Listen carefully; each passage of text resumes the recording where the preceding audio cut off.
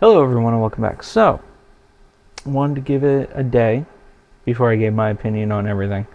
Steam, or Valve, just released some new products. Well, announced new products that are going to be released next year in the first quarter, supposedly. Um, so let's talk about them for a bit. The first one that I want to talk about is the new Steam controller. I'll put it up probably over here, maybe, who knows. And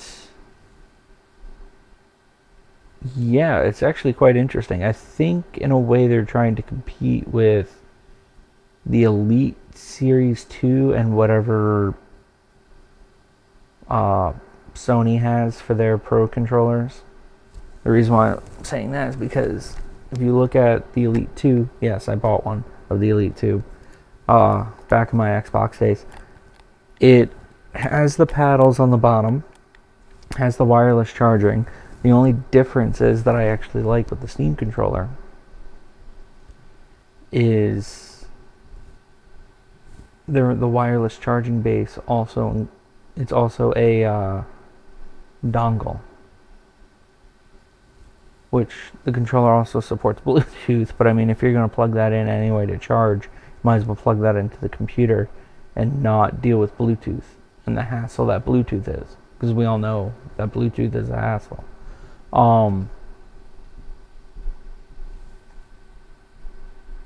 Yeah. Sorry, I was thinking of something because I have my notes and I'm thinking on the fly. So, and what it also has, and this is sort of a spoiler to my next video, maybe. Well, no, it is definitely, but it's a spoiler. It has the trackpads again, which the trackpads are either love or hate them. I'm indifferent on them. They have their moments. And the one thing that's actually really nice that I actually really can't wait to try, and what's probably going to end up happening is if I like them, is I'll do another mod to the Steam Deck and do the magnetic analog sticks. So we all know analog stick drift is a thing. So what Valve is doing to prevent that is they're getting what I think they're like the holographic or whatever they are. They're magnetic thumbsticks, so it automatically goes back to like where it's supposed to go. Who would have thunk? Yeah, and that's also in the new another one of their new products, which is the Steam Frame. Be right there, maybe. Which is their new VR headset, which I'm very excited for because I did want to get into VR, and then I realized how much of a hassle it is to set everything up. I have a VR headset. I don't know which one I have. I forgot which one. I think I bought it for like dirt cheap. It worked perfect, and I just set it up maybe once or twice and just never used it again. This one, it just essentially has a computer in it, like the other ones on the market, like the Vision Pro, the the MetaQuest 3. But the difference with those, and with the one that Valve is coming out is it's going to be running SteamOS, which means you can run all your non VR games on it as well. So, which is cool, and it's all being done on an ARM processor, which is the Snapdragon. I had this later in the video. I'm jumping around too much. Is the Snapdragon 8 3rd gen. And what the frame is also going to have with it is it's going to have two storage configurations, a 256 and a 1 terabyte. But what I would like to know is if we're going to get a recovery image like how we did for the Steam Deck. Because if we are, is the storage upgradable? Minus the micro SD card, which I have my gripes on with micro SD cards. Because if the storage is upgradable and it's easy to get into, and it's not onboard storage, and it's the 2230 SSD that's in the Steam Deck and in the, help me out here, ROG Ally and all that, that means you could probably put a 2 terabyte, or by the time this all comes out next year, a 4 terabyte NAND flash in it. Which, hey, that would be very impressive, and you would definitely sell me on it. You really would. I mean, you're selling me on it now, but excuse me, but it's one of those. I want to pick one up, or I want to try to pick one up. The only thing I'm not liking, though, is the 16 gigs of unified memory, because what a lot of people are forgetting is unified memory is shared by the CPU and the GPU. So if a game needs more memory in the CPU, the graphics quality is going to go down. Hence why that's why this is only, like, I think 800p, and you have some problems sometimes with it, but I digress. The one good thing that I like is for the displays, they're 2160 by 2160 for each eye, which, that's really good. And so each display then is going to have is going to have 72 to 144 hertz, but the 144 hertz is experimental, meaning it's not going to probably work day one. It'll work probably 2 or 3 months after that. Hey, not that big of a deal, because you're still going to have 120. And 120, when it comes to VR, is a lot better than 72 or 80 because of all the motion sickness that you could have.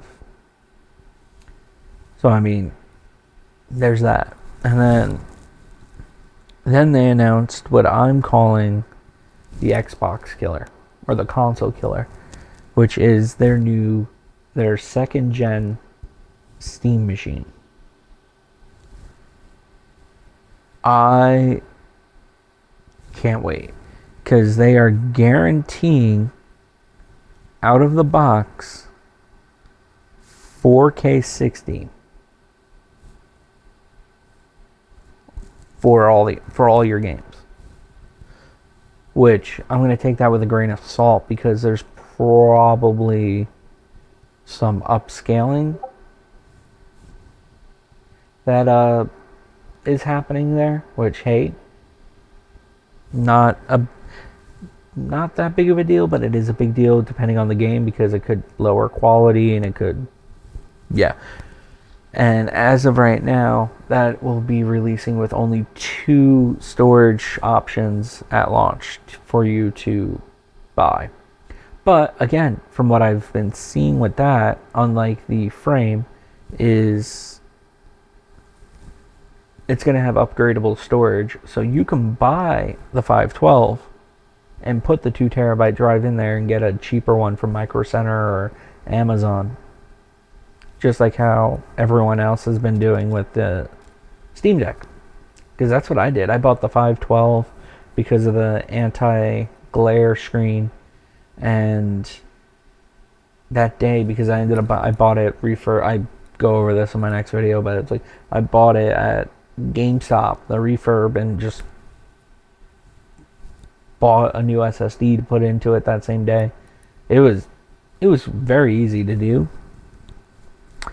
I'm hoping it's the same thing with the Steam machine, because if it's good, I might end up picking up a couple of them, or I might end up building one.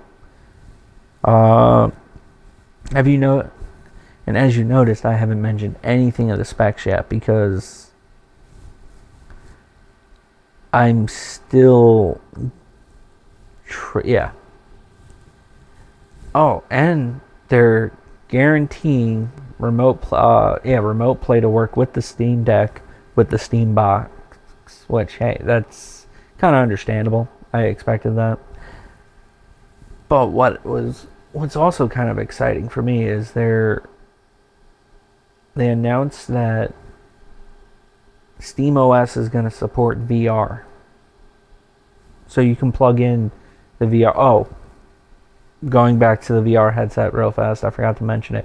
The VR headset is also going to come with a wireless dongle, so you can plug it into the computer and do all your VR games off of your computer or off your Steam box. And that's running off the 6 gigahertz band, which I have my gripes on that as well, but hey, next to nobody is on that frequency at the moment, so you are all good. Yeah. So,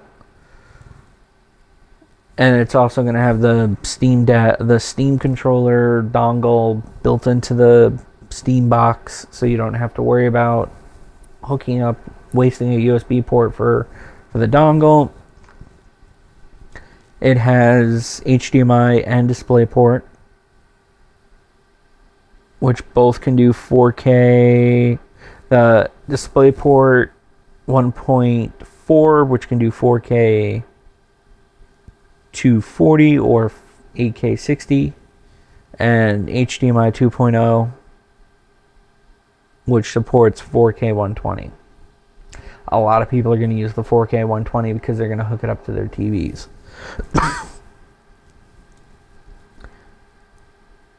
And now let's talk specs. It's going to have a custom board and a custom chip from AMD. There's Zen 4 architecture. So one step below, I think like one step below. No, Zen 4 is current. That was Zen 3. That was last. Yeah. So it's a decent CPU. It's 6 cores, 12 threads, which is comparable with the PlayStation and the Xbox. The only thing that this is going to have that those don't is it has a AMD RDNA 328 core GPU. That's a mouthful. They should just call it something simple. Which means that GPU has 8 gigs of video memory. So again, it's on par with the Xboxes, with Xbox and PlayStation. Not the Switch, because the Switch doesn't count as a console. That is more like what I would give a child, because you can't really play any real games on a Switch besides Mario Party and Mario Kart. Go ahead, fight me. This doesn't have unified memory. As far, again, just by looking at the spec sheet, no one has their hands on one. They can't do a teardown yet to tell everybody. But it only has 16 gigs. Which, hey, since it has dedicated video memory, that is fine. That is fine. And it's I remember hearing and seeing what the console, what the wattage was, like the overall wattage, but I can't seem to recall or see anything, because it's going to have a built-in power supply. It's all going to be running SteamOS, which I like, but at the same time I am going to have my gripes on that. Meaning, does this mean we're not going to have the big AAA games on it, like Call of Duty, Battlefield, Rainbow Six Siege? The second those games get released on Linux, which means then they'll be able to go on SteamOS, I think that Valve is just gonna, they're gonna end up just printing money because everyone's gonna give it to them, because then they'll get more purchases on everything. So, but yeah, I realize that it's a little bit ranty, this, but hey, I wanted to get my thoughts out there. Figured maybe I put a video out on it. Yeah. So, yeah. That's about it. That was a weird video, huh? If you want to see more, remember to like, comment, subscribe, and hit that bell. Because supposedly that bell does something. I don't know. Only you know. YouTube algorithm nonsense, whatever. I don't know. So, like I said before, remember to like, comment, subscribe. If you want to see more, click on one of these videos.